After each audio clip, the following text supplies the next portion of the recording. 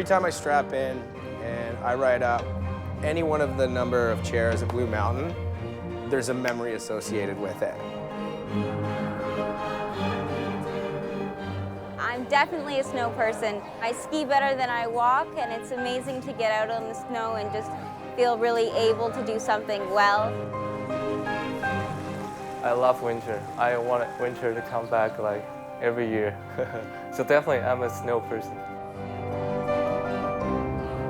Well, that you get to go really fast and that you get to do and be free. I love winter and I want to ski as long as my body will allow me to. For me, to build a career out of the stuff on the ground, that's not something I planned for, but it's been an absolutely incredible experience.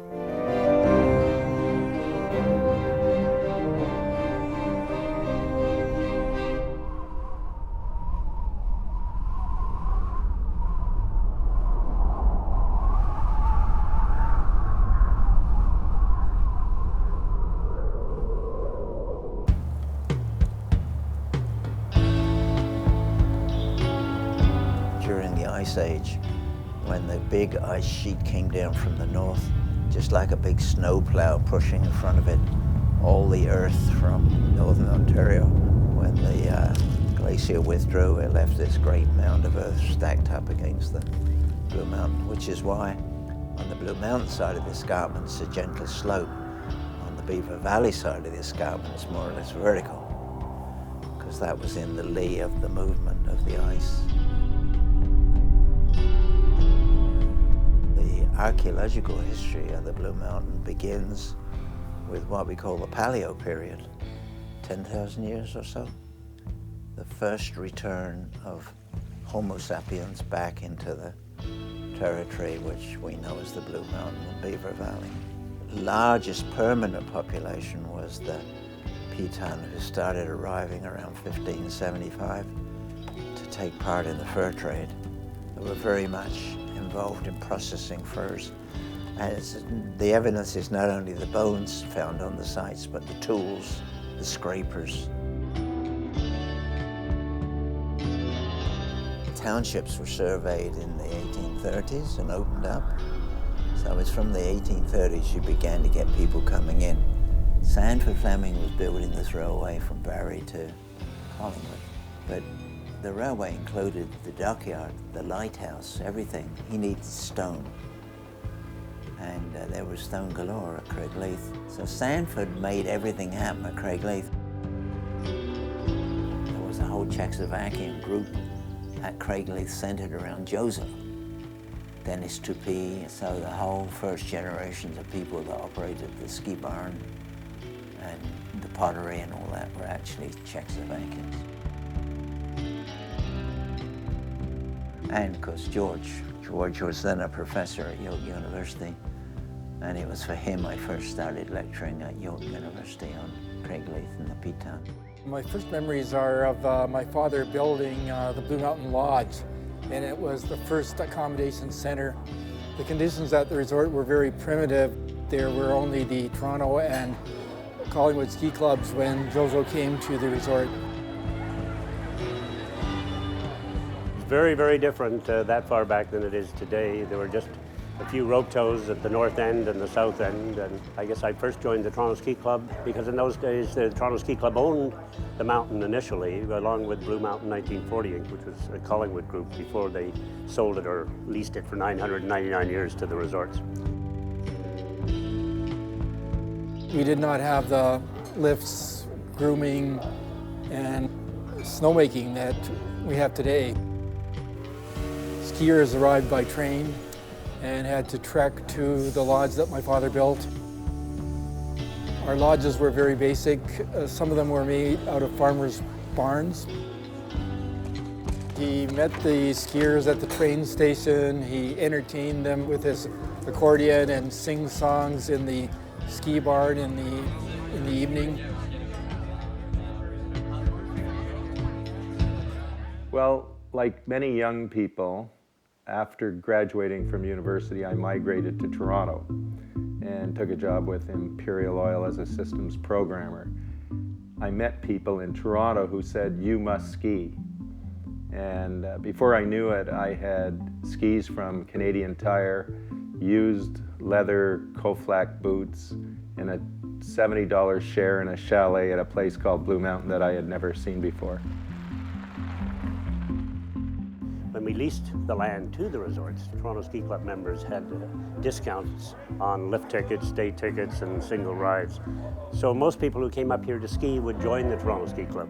The Toronto Ski Club at that time was the only place on the mountain that, or in most of Collingwood, that had a liquor license. So it was an absolutely busy, busy time. Well, I ended up having several great years as a bachelor partying and skiing at Blue Mountain. And then I was very fortunate to meet and marry Kathy Weider, Jozo Weider's daughter. So I remember the first chairlift being unveiled, and I think was the first to ride on it. And then modern chairlifts were built, commercially built. The one that Jozo had put together out of scrap pretty well from the Collingwood shipyard was then torn down. And I said to George, I hope you're gonna keep at least a part of it as a memorial. Oh, said George, there's an idea. So that's why the last tower at the very top still is there.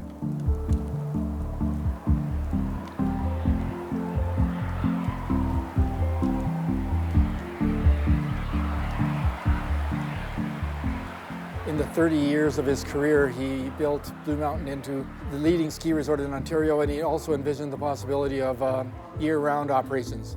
But that he didn't really realize that much in his lifetime. Jozo died tragically in his automobile accident on October 4th, 1971. So the family decided to stay together, and I became, in a way, the babysitter for, let's say, a year. And after a year, we decided to stay in the business, and I continued and never went back to my career at Imperial Oil. The thing that the family did after Jozo's death was develop the non-skiing part of it. So we built a golf course, the hotel, then finally came the resort village built by Intrawest. So that sort of completed the vision. Jozo had Blue Mountain as Ontario's leading ski resort, but in the days after Jozo, it became the leading year-round resort in Ontario. We had been left everything we needed by Jozo to fulfill his vision. But it took us 4 decades, and we're still working on it. The people that are here today are still working on it.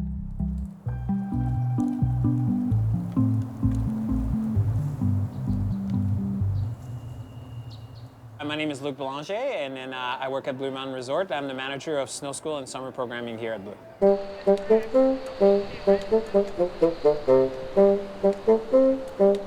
Today, I went with my daughter, we went snowboarding. Today, that was the first time this season, and we did about, like, you know, a bunch of laps in the Riglet Park. And then my dad pulled the regular part like this. What's special about it, I think it just allows for kids that are 2 years old to go out and do some snowboarding. So with the Riglet, it allows us to just put them in the bindings and then we tow them around a flat area with like little rollers and little boxes. And really it's making it seem like we're in a park, but we're really not. We're just working on their balance. She really likes going out because daddy snowboards, so she really likes kind of that part. And she also enjoys skiing because mommy skis. It's really exciting to see her out and enjoying snow sports. You know, we're a family that grew up around skiing and snowboarding.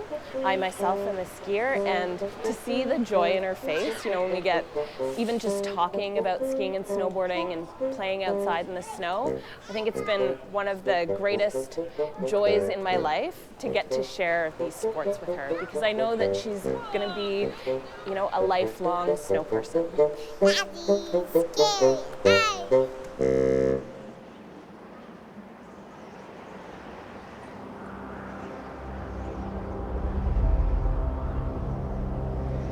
New Canadians haven't had that evolving generation.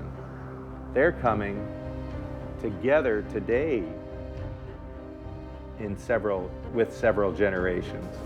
And the younger people are skiing, the older people are enjoying winter at Blue Mountain, in the village, just being out in Canada's winter.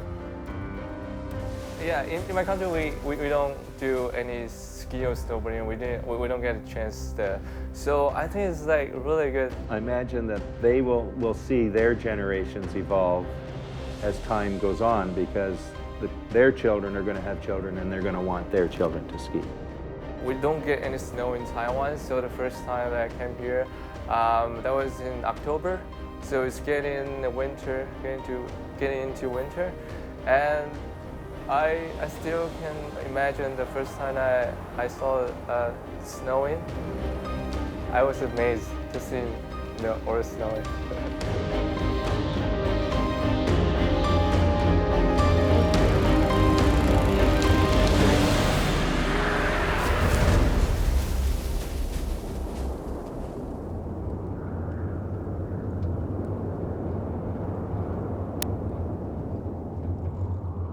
I fall all the time, 1,000 times. Maybe 5 minutes, and then I have to adjust a little bit or lean forward or lean backward in order to ride better. I started to feel that, oh, I can really ride on a snowboard, because that wasn't easy. That wasn't easy at all. At the beginning, I was taking shuttle bus along, and then I met more friends. So me and my friends, we got one group of people, around 10 people. So we decided to stay at Blue Mountain Resort for a week. My goal was to ride as many slopes as possible to complete all the double diamond levels. I'm Rob Chatwin. I'm a claymation artist and a youth counselor at Sick Kids, and I'm 53 years old. I think he could snowboard too. I don't think age I don't think it matters. I've never snowboarded in my life. I anticipate that I'll be ridiculed and be in a lot of pain by the end of the day. My youngest daughter snowboards. She's just recovering from some brain surgery, but she's ready to go back out in the hills soon. One day I will ride with my dad.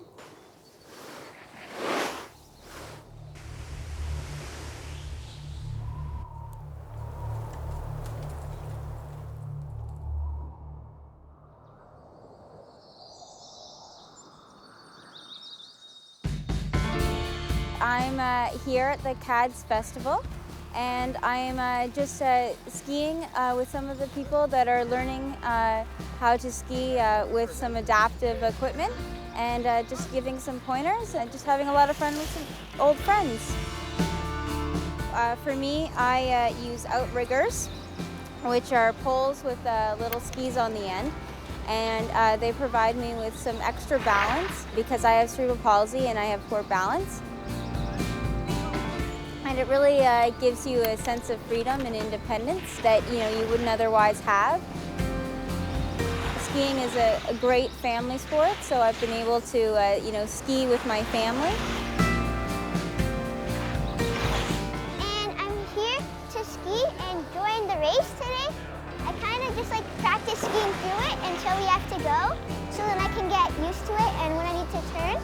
And I tried to turn faster. We went on a family vacation and all of us were skiing, and she wasn't part of the whole family skiing together. She was sitting down. So she wanted to be with everybody else. So then they told her you could go like that track 3. So she tried it and she liked it. Well, Ontario Track 3 Ski Association started in 1972, so it's been going strong for over 40 years. We teach kids that have disabilities how to ski and snowboard. By going down the hill. I like the snow because you can have snowball fights and you can build forts and ski. So Abby was born with a limb deficiency, and when she was just before 3 years old, she had to have a part of her leg amputated. If she really wants to go for it, then we're going to be behind her 100%, go as far as she wants.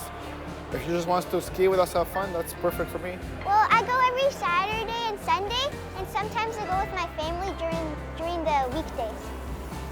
We use the motto, Track 3 is we give children the freedom to fly. And if you can imagine being in a wheelchair your whole life and not being able to do what other kids do, and you see it going on you, around you every single day, but you're restricted. Being able to get on a hill and go fast and go free, that's like flight.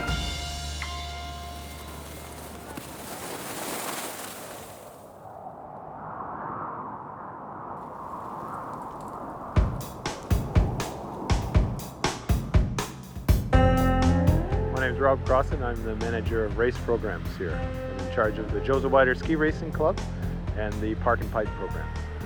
Here we've started at age 10 in the race program, so that's 6 to 9, under 10, and then there's the U12 age group, and that's kind of the old Nancy Green Racing League that used to be around, all the way up to U18, and that's when the kids start to race internationally in the FIS races.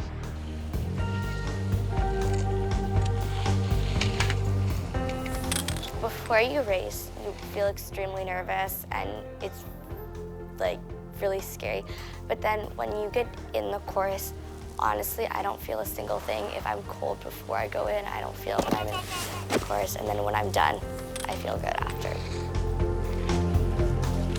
Definitely don't think it would be as fun or I would do as well if I didn't have a support from my coaches and my friends.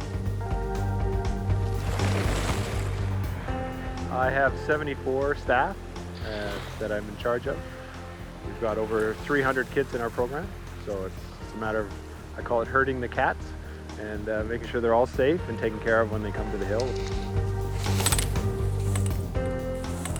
I started snowboarding when I was 6, because I don't know, I just kind of like winter. Ben is awesome. From the very day one, he was always into it, and so from week to week, the progression that he made was really awesome. He applied what he was learning. He helps me with a lot of new tricks, like 360s and stuff like that. Grade 7 came along, and all my buddies were switching up to snowboard, and I said, well, I better give it a try, and just instantly fell in love with the sport. Well, I would love to be a professional snowboarder because snowboarding is my favorite sport. And, but like in slope style or half pipe, that's what I would want to do.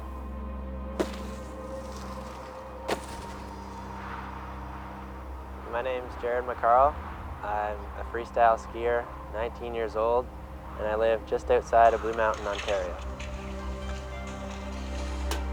Got into snowboarding when I was younger, and now skiing is what I like to do most. Right now, I'm mainly working on my jumping part of the sport, aerials and, cork and even double spins.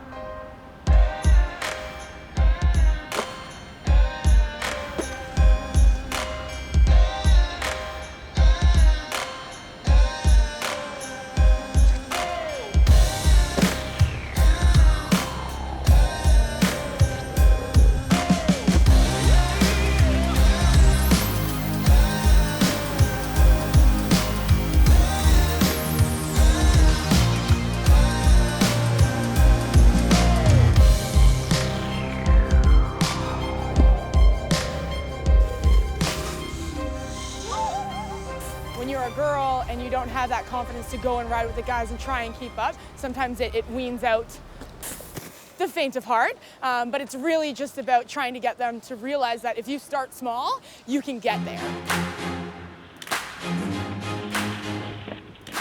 So the Park Days event is a one-day series. We travel all across Canada. It's just a one-day event that takes women from the ages of 8 to 50. It's solely park-based freestyle skills. generally with the park days, we have enough features for anywhere from a never ever in the park before to somebody that's at a competitive level. So we have the entire park, we have our own closed section for beginner and intermediate. So they're anywhere from ride-on boxes to urban rails to really depending on the rider's ability.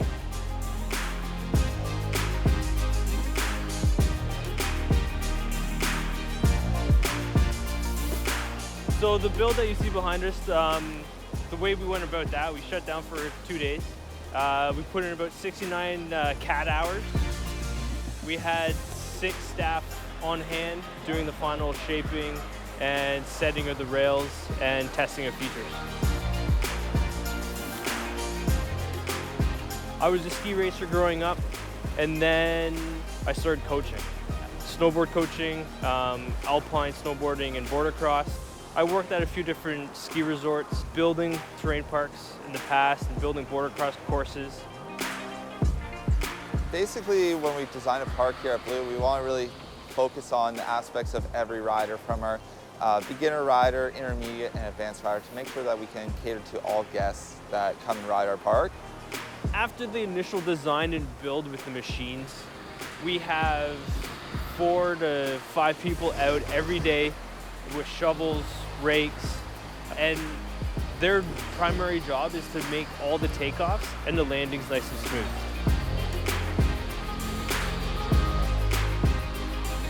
You know, when my phone starts ringing from people across the country going, I heard that the half pipe of Blue Mountain is amazing, I know that progress is there. Yeah, I still compete whenever I have a chance, and still a sponsored rider at the same time. So, you know, work all night, ride all day is my key thing here.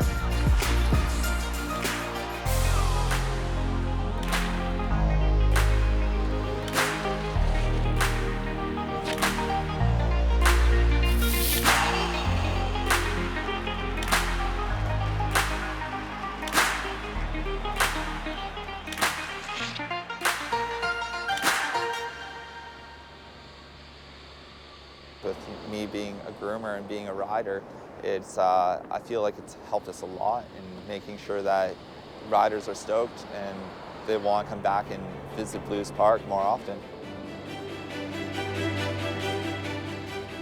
The day that you say you know everything about grooming, you should go back to grooming school, wherever that is. There's always some little niche that you can learn, always. And that's every job, I think. I think Eric might be pushing 40 years. Yeah, he's probably one of the longer-term employees on the resort. He's a wealth of knowledge when it comes to processing the snow, creating our fall lines, building the on-hill structure. Sometimes it takes grading of the snow. We build moguls. We do freestyle terrain. So all of that falls into the groomer's hands. If you're familiar with excavating equipment and so forth, it comes pretty quick to most people. Blade, it's a 12-way blade, does all sorts of really wonderful things. So you can shape things, you can build things, like in the park, hits, so forth. The tiller gives you your finish. Gravity and skiing take all the snow that it can to the bottom. So any that we can save or keep up here is a bonus. We get out of these at midnight, there's 4 guys getting into these. So these old honeys, they've got a pretty full night.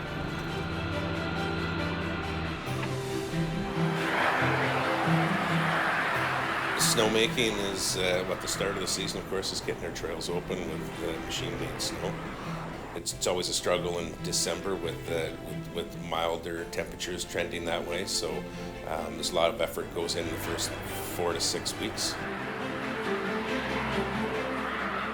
I went off to school and I came back from engineering school at a kind of a fortuitous time. It was a time of big technological change in the snowmaking world, and I was able to apply that skill set almost immediately when I returned from university. I had some skills from school, some computer programming skills and some design skills. He developed in partnership with another gentleman the automation box that we do employ on the hill. And it's a simple control board with a valve. And it allows us to actuate these towers from this location. Again, technology in snowmaking was changing to the point where we're running 10 times as many guns as we were 20 years ago, and we happen to be doing it with the same number of people. So that's the direct result of the automation that we developed. I guess the short and skinny of it is we throw a bunch of water up there and we throw a bunch of air up there, and we're spread out enough on the mountain that we have probably 98% coverage on the runs, and we hit it as fast and hard as we can to get everything open. The basic change in technology is from ground-based guns that were highly inefficient to tower-mounted guns that were much more efficient. It moved us from operating at 25 guns a night to 250 guns a night. We have optimal running temperatures, so anywhere from say -7 to -10. We can open up the full hill within about 5 to 7 days. I don't think a lot of people realize that it's a 24-hour-a-day operation. We're 24 hours a day pretty much from the onset of December till at least mid-January. Well, I think it's always, because of its size, we've always had a large snowmaking plant, and I think the leadership in the past has had that vision of the necessity of snowmaking.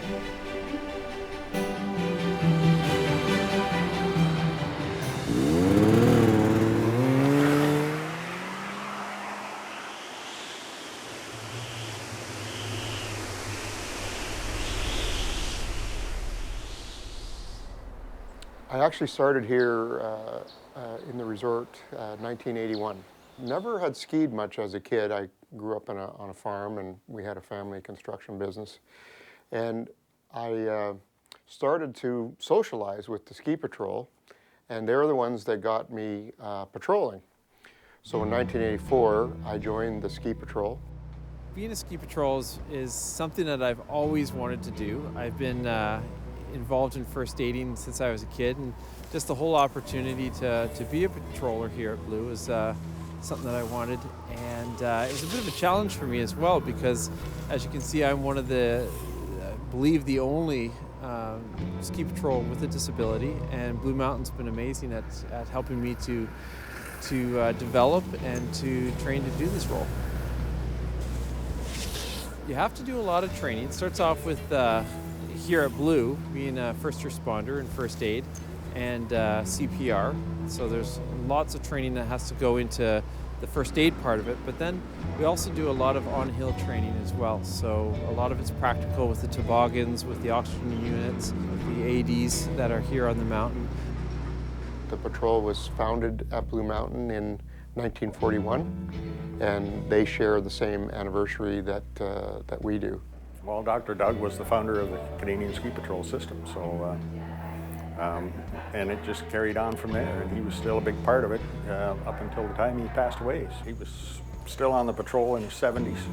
Used to ski over on Waterfall in the South Chair, and he was just a great old gentleman, you know, always out there, always doing his thing. In the early 90s, we had a bit of a recognition for Dr. Doug, and we named a run after him in the South End, Dr. Doug. I probably joined the ski club back in the early 70s because this was the party place. Of course, with my wife, she liked to party, and so did I, so this was the place we came to. Joined Toronto Ski Club in 1974. It's been a wonderful experience. Met a lot of friends. Ski raced out of there. My family grew up there. Both girls learned to ski there. My son learned to ski there. And last year they were wanting to put in a new magic carpet. And so we all, and it was going to cost a couple $100,000. We all said to Gord, no, don't do that. Like, the kids have so much fun in that. There's so much history in that. This is actually a very special spot for me because this is quite literally where I did my first turns. So the tow rope was the first place that I ever rode, and this is the place where I was determined to figure out how to snowboard. So it's a pretty special spot. This is the first place. From when I was little till now, they've kind of bent over backwards for me in supporting my snowboarding, from changing their snow programs to giving me bursaries and helping fund my dream, essentially. They've kind of supported me through it all, through injuries, through success, through failure, and they've been such a blessing to have on my team. I started snowboarding at Blue Mountain when I was really young, and then my dad kind of pushed me into racing because I never liked to turn and I like to go really fast. So he got me into racing, and then I started snowboard cross when I was 14 and kind of never looked back. Been in the ski industry for over 30 years now. And one of the things I do is I am a volunteer with the International Ski Federation. I'm actually the chairman of the Freestyle skiing committee for the FIS. My business partner and I started a company called World Snow Sports Events Group, and it's a not-for-profit company, but our goal was to bring World Cup skiing here to Collingwood and Blue Mountain. And so back in 2010, we brought the very first ever FIS Ski Cross World Cup to Blue Mountain, and that was followed up with 3 consecutive years of World Cup skiing and snowboarding at the resort. And it gives people in this region an opportunity to see a major international event.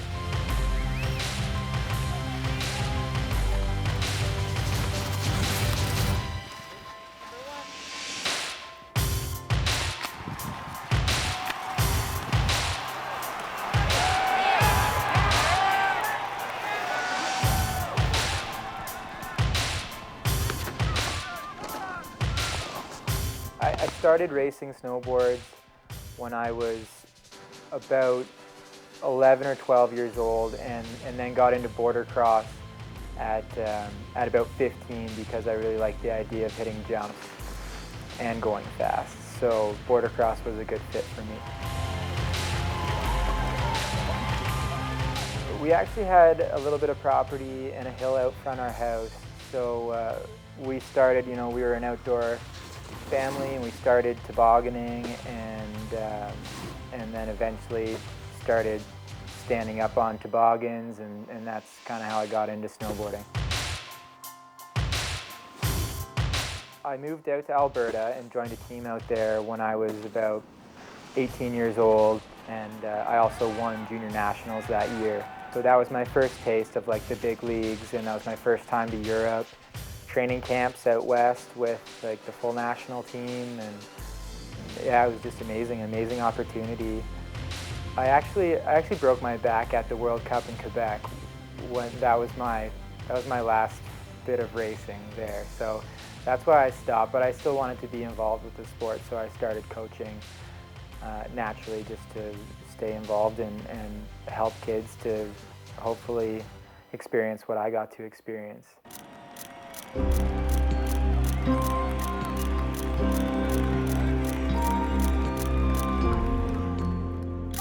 I guess I photograph sort of outdoor adventure sports and write for magazines, and I work for local tourism boards. I do stuff for Blue, Mountain Life. My thing is I'm always looking for the powder shot. I want the knee-deep, waist-deep powder, which is obviously very rare here. Shooting skiers is really hard, and snowboarders. You can be like an amazing skier and you don't look good on a photograph still. It's such a style, it's so style dependent on whether you get a good photo of a skier. Getting in shot where you always want fresh snow, you don't want tracks through the snow, so it's always, go down to where you want to take the shot, have the guy ski through, and then that whole area is ruined. You got to move somewhere else to get the next shot with fresh tracks. I live in Thornbury, and my photography is called Left Ahead Photography. And my subjects are abandoned farmhouses and abandoned objects, anything abandoned in this area, mainly in Simcoe, Grey County.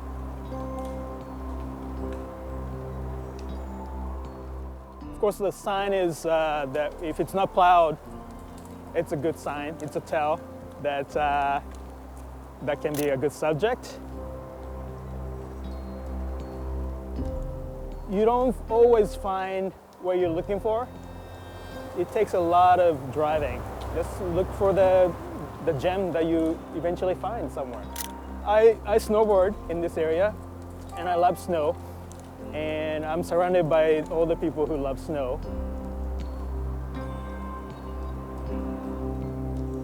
Started out in the production business with a company I began back in the 90s. My company, Double Black Diamond, was a television and video production company, with our main product being a TV series focused on skiing.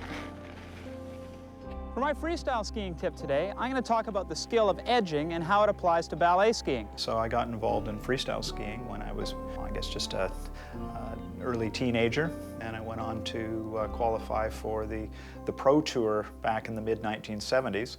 This was before freestyle was ever an amateur or Olympic sport. Now, edging when we're spinning isn't much different than when we're skiing normally. We still control the edge by flexing the ankle, knee, and hip, and steering the foot.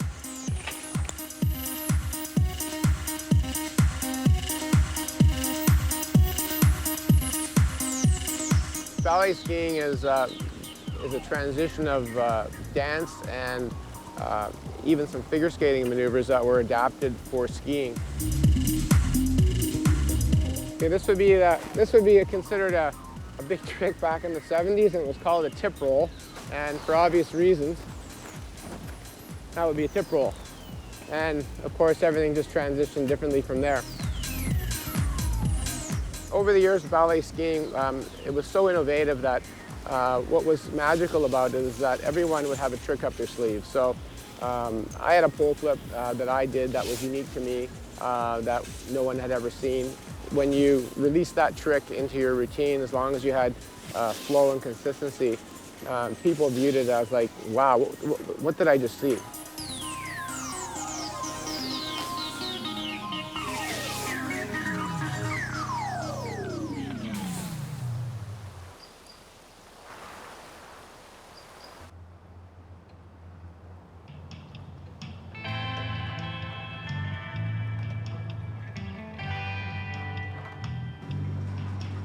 I'm a high school physics teacher. I arrange the Toronto District School Board races at school. I coach the snowboard and ski team there. On the weekends I'm here skiing telemark, instructing telemark, sometimes racing telemark and coaching telemark. So telemark's my other half of my life.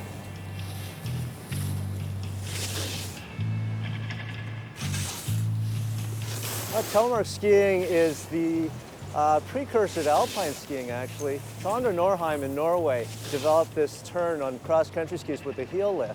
And this won all the races in the 1800s for a while, until they learned how to lock down the heels. So telemark was the racing turn way before the alpine and the Christie turn came to be.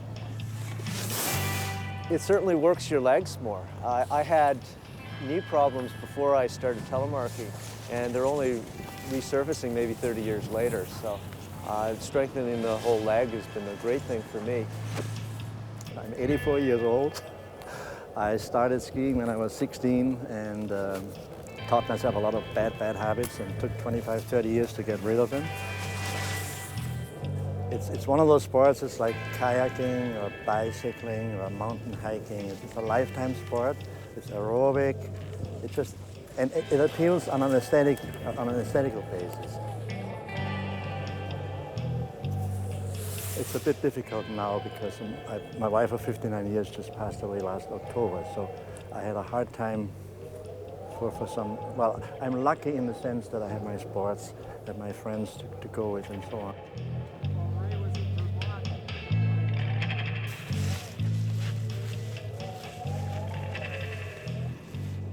My mom always worked in Toronto, and so when me and my sister were younger and my dad had to groom, we made our way into the groomer and would bring coloring sheets and stuff, and so my dad was grooming at 5 o'clock in the morning, and he would bring us along and we'd be sitting in the groomer and it would be blasting with heat and we'd just be coloring and having so much fun.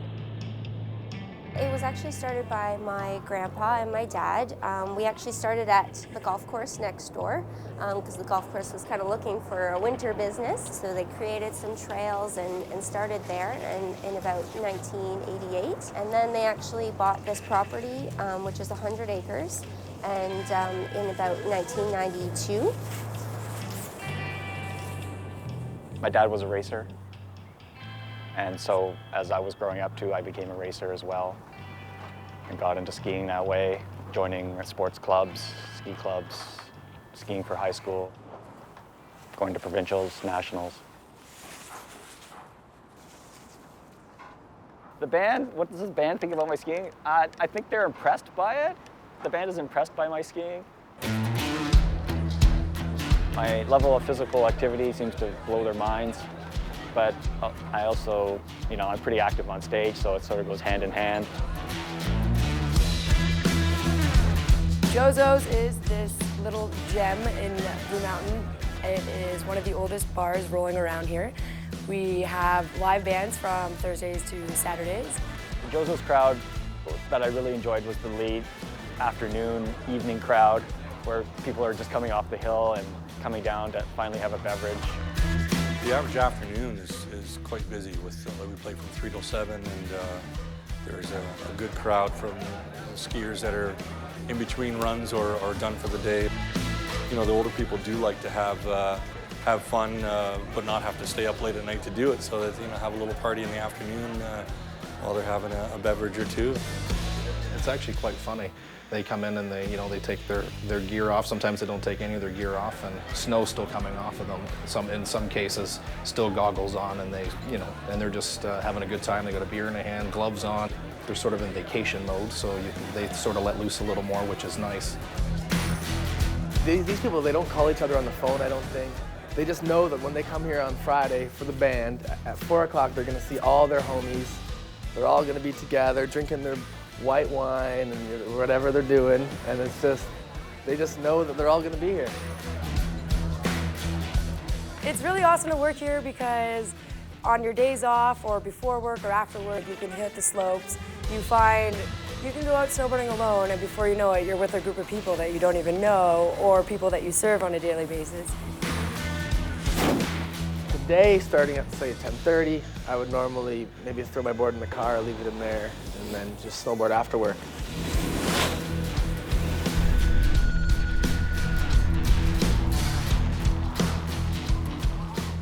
We know that when the sun starts to creep behind the mountain that we're going to get a bit of a hit, and we're always ready to serve our beers and craft food, and we design the menu a little bit around people that are looking to relax at that time. There's always kind of a funny contest in the craft food world to have fun and funky names, and it just seemed to flow. Blue Mountain, Brew Mountain, and we were able to create a series of beers with that.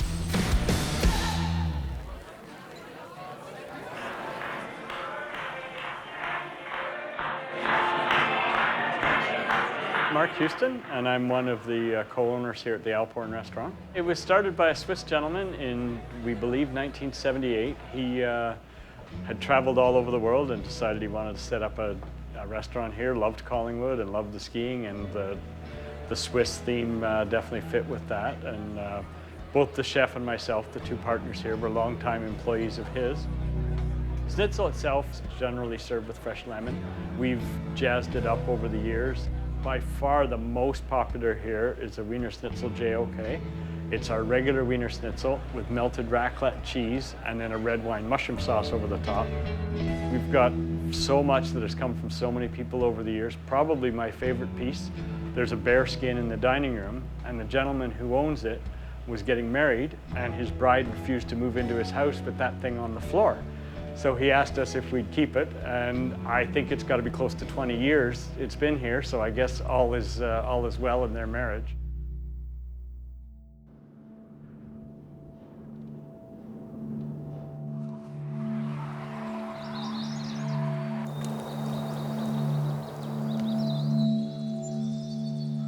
I was drawn to this area for skiing initially, but there's so much more here than skiing. We have great skiing, but we have amazing winter adventures, and one of them, very unique, is winter caving. We're about 150 feet under the limestone cliffs of Metcalf Rock. We're in a cave called the Ice Cave, and it's called that because it keeps ice well into the end of August, beginning of September, and we're kind of at the entrance. We can go down this way, about 120 feet. We could go back this way, or we could go back out to the surface. I think kids love it. Also, groups love it. It's a natural team building exercise. Everybody has to help each other. It's another world being underground.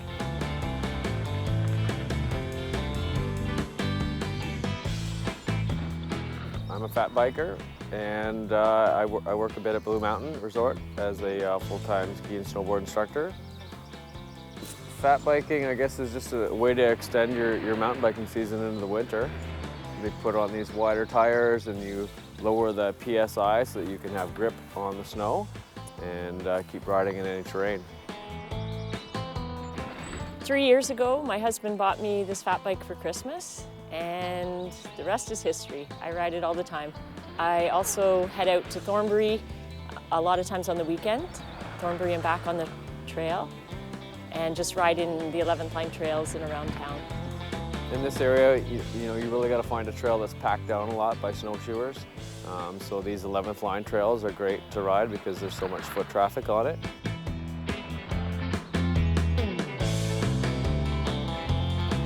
I'm a skier and a snowboarder, and I took up snowshoeing just to get more active and hike up the hill. It's fantastic exercise. I snowshoe in my running shoes. It's actually an inexpensive sport to do because the trails are free. One of my favorite stories is taking my kids up the hill for the very first time, because I don't think they realize how much of a workout it is. So they think that they can just run up the hill, and when we get to the top, they're like, "Mommy, that was a good workout." It's a great sport because it brings your family together.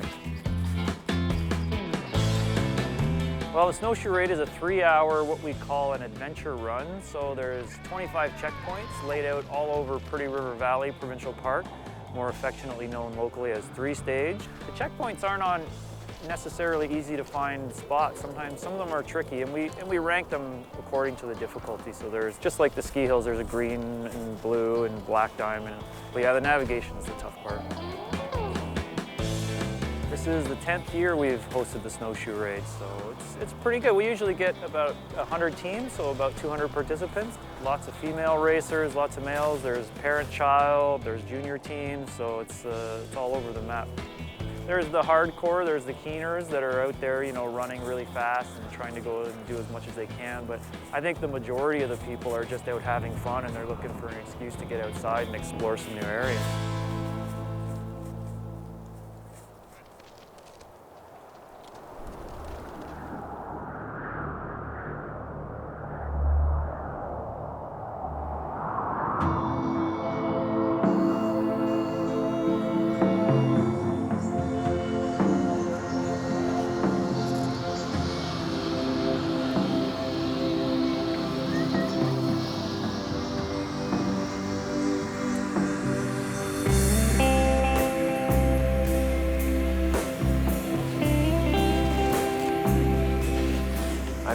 Executive producer of Avalanche Ontario Gay Ski Weekend.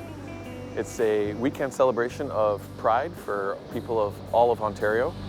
We want to get people out, we want to get people active, we want to get people doing things. We want to encourage them to embrace winter and have fun doing it. Of particular interest is our group ski program that we run daily. The great thing about the group ski program is it allows people to be able to meet other people and ski with a group and be social.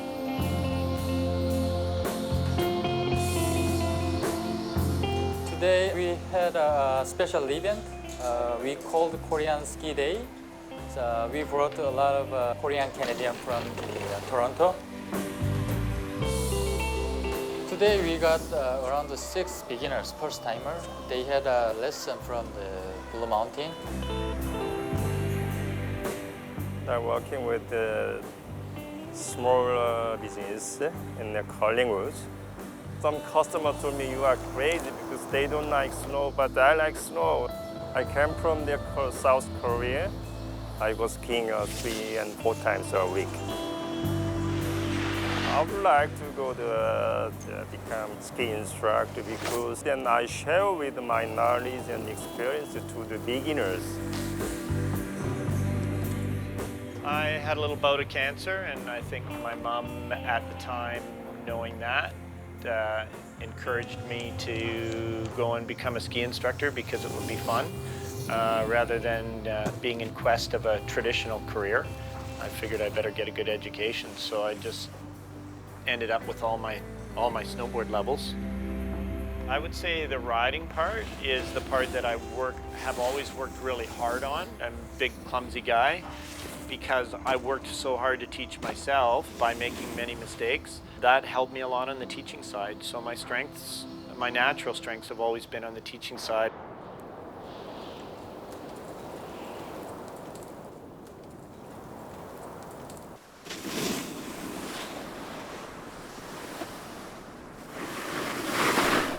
I mean, I've traveled with snowboarding, I've taught snowboarding.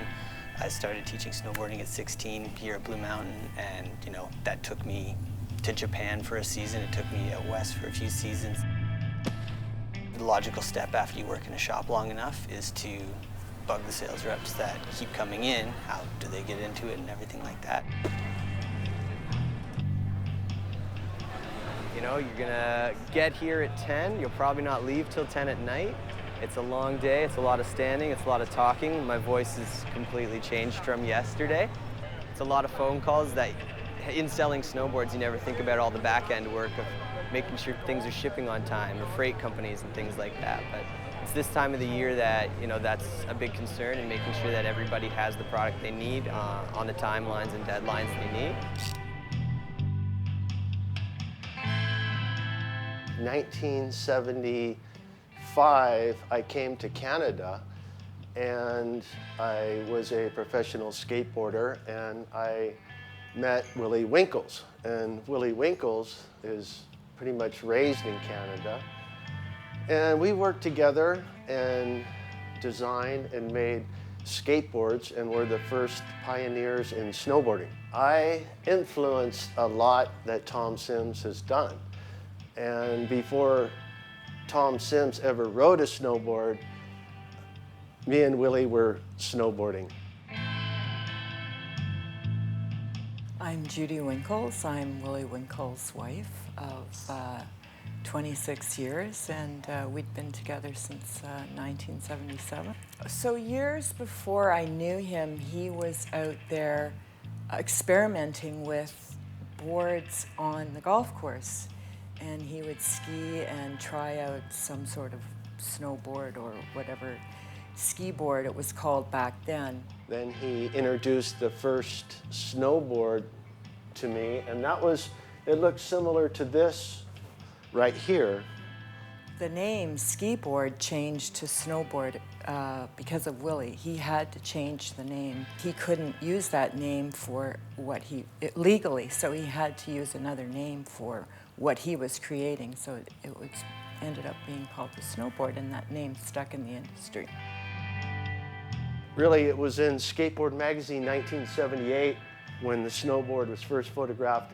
I was the first person to ever ride the Flying Yellow Banana, and we started going up the Apple Bowl, and I'd put Sorel boots on and strap on the bindings, but I always complained that there were no edges. I couldn't get a grip on the snow. And then I ended up doing an article for Women's Snowboard Annual, limited edition, about my experience as one of the first women to ever be on a snowboard, right? And from there, people started to figure out, well, if you put metal edges on it, and then, you know, snowboarding's in the Olympics. He wanted to just be out there and experience life, and I'm really glad he did, because he's not here anymore, and he lived life to the fullest. And you could never say Willie spent too many days at the office. That was the kind of guy he was. He was just a legendary, you know, sports guy. And yeah, we all miss him.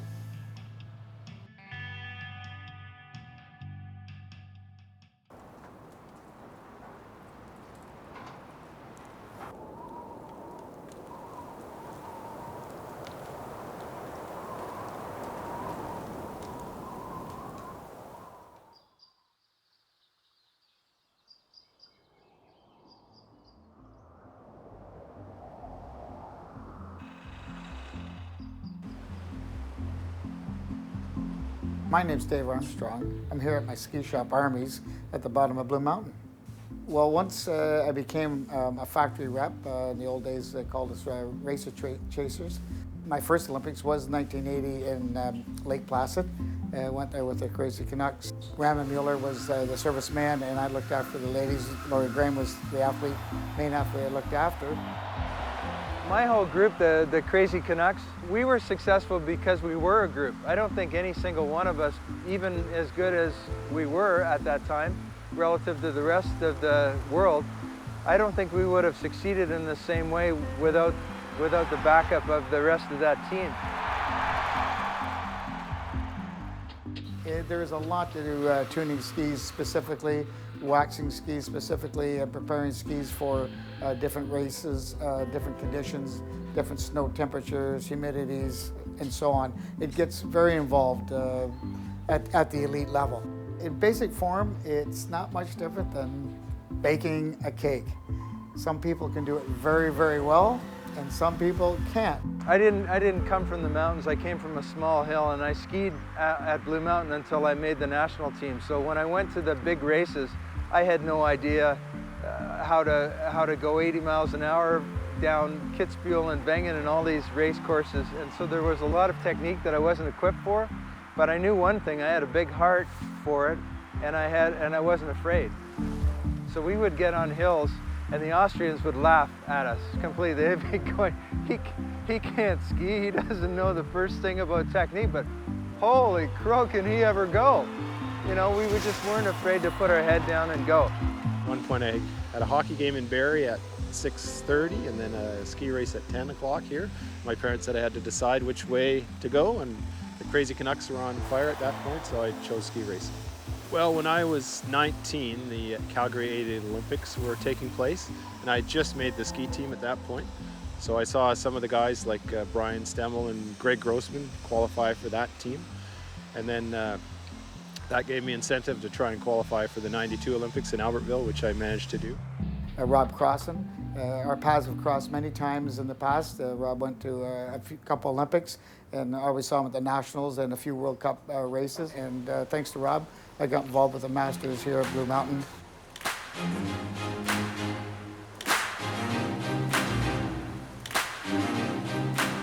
Away you go.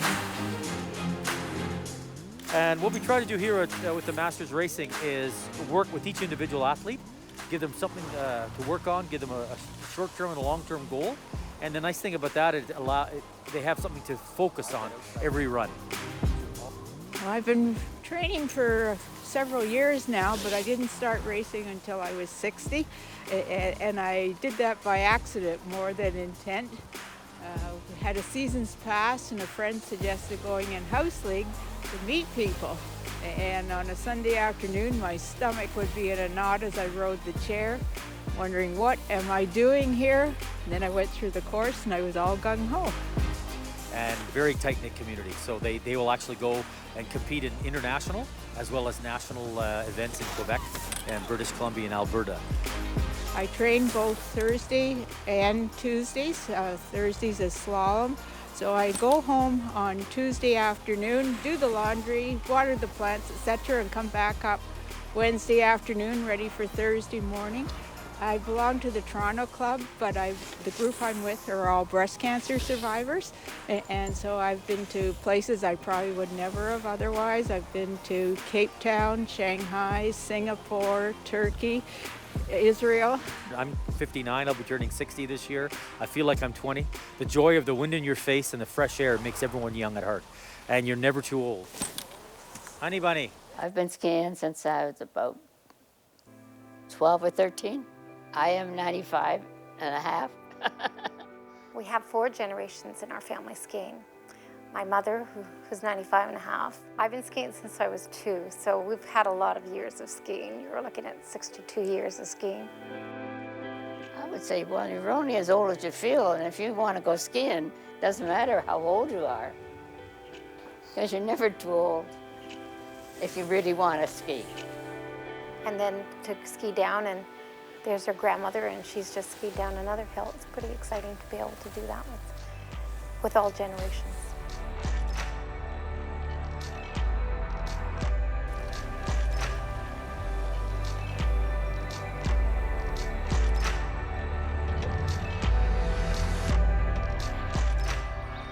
My name is Doris Sheriff, and I have my children, my grandchildren, and my great-grandchildren here today. And it fits perfectly that it's family day, and we can all get out together as a family and ski and just have a good time.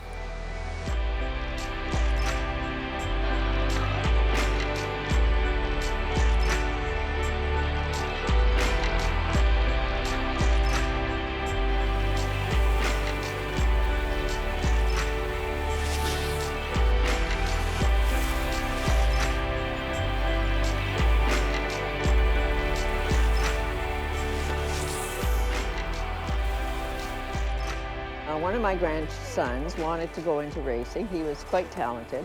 And so Peter and I got fully involved with the Jozo race team. But the race team is something, the race club that carries on year after year. My grandsons were together with friends for almost 15 years, and so were we. So it keeps you on the hill.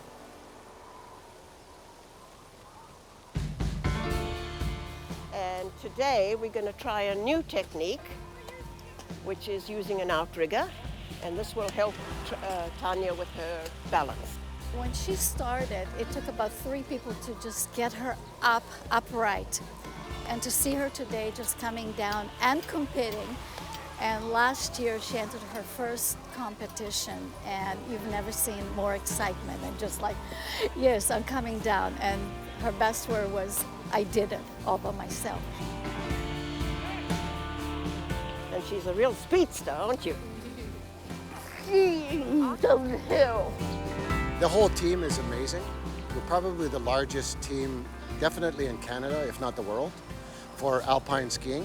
We have our own about 30 athletes. We have about 45 volunteers, both coaches and other people who work behind the scenes, including a board of directors. Yeah, on the magic carpet, and then I got from there to the chair. I go through the gates. We've been working on little improvements to make him faster and to help him enjoy skiing a bit more. He doesn't have a lot of inclusion, and so this has been monumental for him. Like, it has soared his little soul. Ski racing for the Special Olympics, it's been 9 years now. And I get to ski with my coach here that really works me really hard. Snow has certainly provided Jeffrey with the opportunity to get out there and compete in terms of racing, like his siblings. So it provides almost like a platform where it's equal for everybody. The long-term goal is to get you to Worlds, because the Worlds are going to be in Austria. This is my year this year. Yep, this is your year. So we've done a lot of self-talk and talking about skills that she does know how to do, and really focusing on what she can do versus letting the fear take over, and I think that's been quite successful. For a person with a disability, especially in visual impairment, it's really hard for them to get up off their feet or get on their feet and do sports because they can't really see what's going on, or there's too much noise that gets them confused. For the Special Olympics, their idea is to take a person with a disability and get them to realize their dream and follow and accomplish it. You know, we do have a history of people qualifying on our teams to go to the international level. I've just went to the national and won 3 gold. I've been skiing since I was about 3 years old. I thought I could do it, but then now it's transformed my whole life. If I were to do the Olympics, it would be like a dream for me to do the Olympics, because it'd make me want to just compete against the whole world.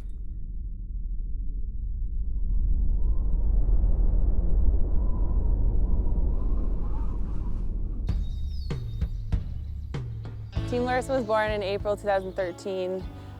I was cut from the national team, bit of underfunding, and I didn't perform that well. And the next year was going to be the Sochi Olympics. Thought maybe I could do this on my own, and hence the name. I'm the only one on the team, and I've hired a coach and recruited a bunch of great sponsors and raised 150 grand to fund the year. get to the games, and it was hard to believe I actually arrived in Russia, and it was real. You know, everyone's hashtagging Road to Sochi or whatever, Road to the Games, and then all of a sudden I had arrived. The environment on a ski hill and, you know, being part of this club has been like nothing else. This used to be a daycare, and I have 2 older brothers, and I remember them dropping me off in the morning and then skiing right by here, leaving me behind the window for me to bang on, like, I cried, I think, until they came back and got me. So I don't know if that's such a sign or just a moment that I thought, this is so unfair and I need to be out there doing my thing. Larissa was very determined. She had great beliefs in herself and great aspiration to go very far. She told me that at a young age, that she will go all the way. 29 years ago, after I finished coaching with the national team, and that's when we founded and started the National Ski Academy, which was the first one in Canada and still is. When we train here, we probably train every day, Monday to Friday. At Blue Mountain, we work with Blue Mountain to get great training. The athletes compete nationally, internationally, east, west, in the States. And their really goal is to see if they can strive to make the next level, which is obviously towards the national development team. I remember being in school as a young athlete and looking forward to Thursdays or Fridays when my parents would pick me up from school and travel to Collingwood to go skiing for the weekend. It was something that we all did as a family, my sisters and I. I have a great family. I think that's like my team of people. I email, like mass email, when I have something that I can't overcome on my own. Larissa and I actually met not that long ago. I mean, probably 4 or 5 years ago. She was a few years older than me, so she was always just a step ahead in racing. And then eventually we both were on the national team together. And as it turned out, we were neighbors 2 doors down from each other in Collingwood, and we never knew. I started skiing when I was 2 years old. We have our chalet, and it's right on the hill, and so my older cousins and sisters were all skiing on weekends, so I obviously wanted to join the older kids. So I learned to ski when I was 2.5. Went through snow school and then started racing because that's what everyone does. I had this coach, my old coach, Bebe Zorcic, who's well known in the Collingwood and Craigleith community. And I remember him telling us that we had to do as many runs as his age. That was something that we kind of all did together just for fun, and we weren't necessarily doing it in gates or practicing in courses. We were just going and skiing. Well, let's say at the moment I'm coaching U12s, and there's a lot of kids. I used to coach their parents. So if you see a generation of racers coming in and diehards for skiing, that's priceless. But first of all, it's a club, it's a ski club, and everybody is diehard for ski racing. I'm born in former Yugoslavia, Sarajevo. They used to ski there all the time. It used to be Olympics, actually was Olympics 1984. And I had the chance to be there, be part of it. Didn't make it all the way, but I was forerunning, so that was a good experience. And I was named a prospect to the Canadian team. And it just so happened that there were enough spots that I could go to Sochi as well. And I was just kind of there for the experience so that the next Paralympics, I can do really well.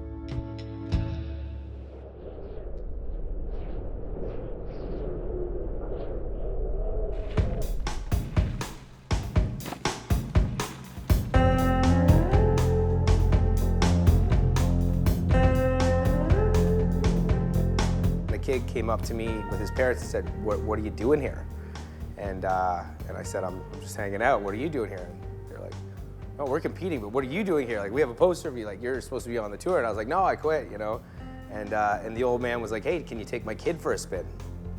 Coaches were so faux pas in the shred world. It was, you know, it was developing in that direction. So, you know, we went from six athletes to 12 to 18, and then, you know, some seasons we had upwards of 50 athletes. Then we came up with the concept to turn the adventures into a reality TV show, and then we ended up selling that to like Disney and Nickelodeon and MTV. It's a fun program. We've produced a lot of Olympians, a lot of national team, a lot of athletes. I'm part of the Canadian National Snowboard Halfpipe team, and I travel around the world competing for Canada on the World Cup Tour and basically reaching for the Olympics.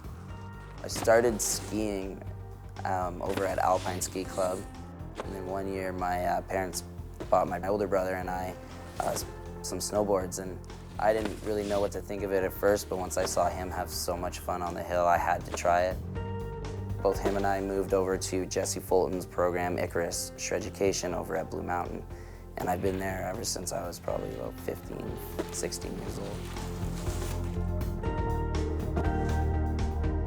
I snowboard because I really love it, and I got into it because, I think mainly because my brother started doing it, and I just kind of followed him and started the year after he started.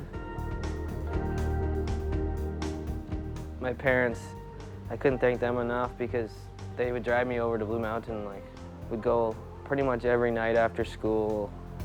We always had rails back because we would be behind here and like just boarding back there, and I think it helped a lot. Scott Brown is like that kid wears his heart on his sleeve and probably has some of the most natural ability I've ever seen in an athlete ever. Like, he is ultimately probably one of the best snowboarders ever to come, well, definitely ever from Blue, but probably ever from the country. Yeah, this is my first snowboard. It's just a Marvel Comics Spider-Man board. It definitely got me started. And then when I was 18, I moved to Whistler, and I'm still riding for Von Zipper and Billabong.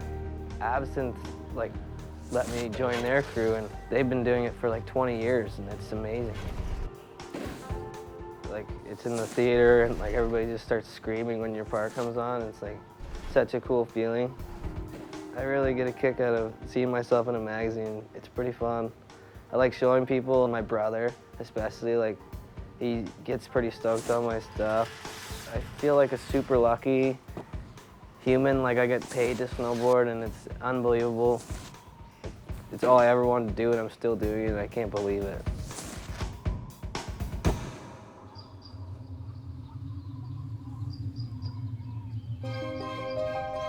When I first started, it was new to resorts, and it did a lot for the economy of resorts. It really brought a lot of interest back into snow sports. The technology of snowboarding rolled into skiing. That's kind of when I was younger. If there was a terrain park when I was younger, I might have been a slopestyle guy because I like to hit jumps and it was fun. So that's what my boys are doing right now. I don't have to drag them to the hill. They're up before I am to get to the hill, to go in the terrain park, to try the new features and that kind of thing. I've lived, breathed the snow since day one when I started riding, and it's such a cool lifestyle to really push and continue to grow. I want to do the next year is to start doing some tricks that I can combine in my ride or do that in the park. With technology and everything, I can't imagine where we would go next. I know for my son in particular that there's not always a positive atmosphere in his life, and this is one thing that really truly is. You know, for me, it's one big continuity. I mean, I have a Super 8 film of me and my brother and my cousins and neighborhood friends skiing back in the 60s, and now I can point to, iPhone videos of my kids. Even though I've traveled to a whole lot of really cool places and got to, ski in Aspen and, Kitzbühel, Austria and Val d'Isère, France and all over, there's something about this area, as small as the mountains might be, it's a beautiful area in the winter and it's a beautiful area in the summer, and I've got good friends and family and a whole lot of reasons why you wouldn't want to leave.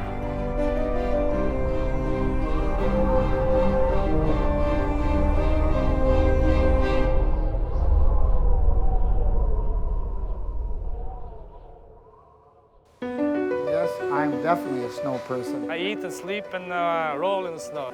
Yeah, I'd say I'm a snow person. Obviously, I love skiing and I love traveling the world. Anywhere there's snow, I'm happy. Just be outside, enjoy the snow. We're lucky enough to have seasons, so get outside. I would consider myself a snow person, yeah, I really like the snow. If there wasn't any snow, I'd be pretty sad. A lot of my friends are snow people as well, because a lot of my friends snowboard and ski and snowmobile and stuff like that, and they're always out in the snow, so Well, I am definitely a snow person because it gets me out on the hill to ski. People say that they get like seasonal depression in the winter, and I feel like I get the opposite. I get seasonal depression in the summer because there isn't snow around, you know. I'm a happy camper when people are complaining about the cold or the snow. I'm just like, but it's so pretty. I'm definitely a snow person. I love winter, and I just love being out here on the snow. I mean, I prefer winter to summer. I'm not a big tan on the beach type of guy. Sometimes we'll get up extra early if it's like that nice fresh snowfall, and we'll go out there for morning tracks and, you know, just have the best time you can before you go to work. Come in, sneak a little breakfast, and get on with your day. We're quite happy out there in multiple layers of clothes. I've always liked the winter more than the summer. Other people that aren't snow people are indoors right now. If you look behind me, there's a lot of people that are enjoying the sunshine, and it's great to be outside. In the winter, I just have so much more fun. Because riding with your friends, you're progressing. This is the sport I love to do. It's a community here. I'm kind of lost when I'm not skiing because it's such a big part of my identity. Obviously, all my friends right now are ski racers. I have absolutely no friends outside of that box. You know? I'm a snow person. I came here for the snow, and the snow just makes me happy when I see the snow falling. I am totally a snow person. I love it when you have snow days. I love it when the snow falls. It's a beautiful season, beautiful time of the year. You have to love it. I'm totally a snow person. What else are you going to do in the winter? I can handle like very cold temperatures based on my body fat ratio. So ultimately, I'm built for snow. Yes, I am a snow person.